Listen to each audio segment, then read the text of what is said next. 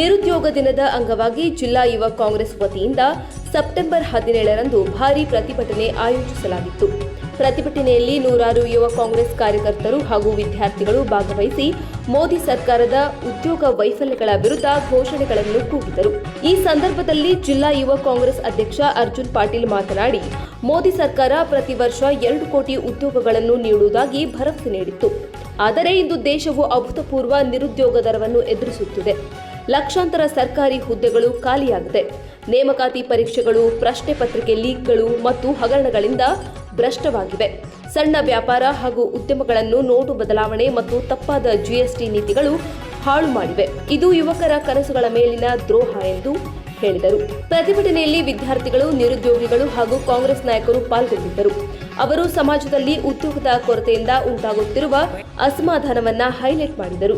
ಪ್ರತಿಭಟನೆಯಲ್ಲಿ ಇವುಗಳನ್ನು ಆಗ್ರಹಿಸಲಾಯಿತು. ಎಲ್ಲ ಸರ್ಕಾರಿ ಖಾಲಿ ಹುದ್ದೆಗಳ ತಕ್ಷಣದ ನೇಮಕಾತಿ, ಪಾರದರ್ಶಕ ನೇಮಕಾತಿ ಪ್ರಕ್ರಿಯೆ, ಪ್ರಶ್ನೆ ಪತ್ರಿಕೆ ಲೀಕ್ ಅಂತ್ಯ, ಯುವಕರಿಗೆ ಉದ್ಯೋಗ ಆಧಾರಿತ ಕೌಶಲ್ಯ ತರಬೇತಿ ಹಾಗೂ ಖಚಿತ ಉದ್ಯೋಗ ಯೋಜನೆ, ಎಂಎಸ್ಎಂಇ, ರೈತರು ಹಾಗೂ ಸ್ಟಾರ್ಟ್ಅಪ್ಗಳಿಗೆ ಬೆಂಬಲ, ಹೊಸ ಉದ್ಯೋಗ ಸೃಷ್ಟಿ.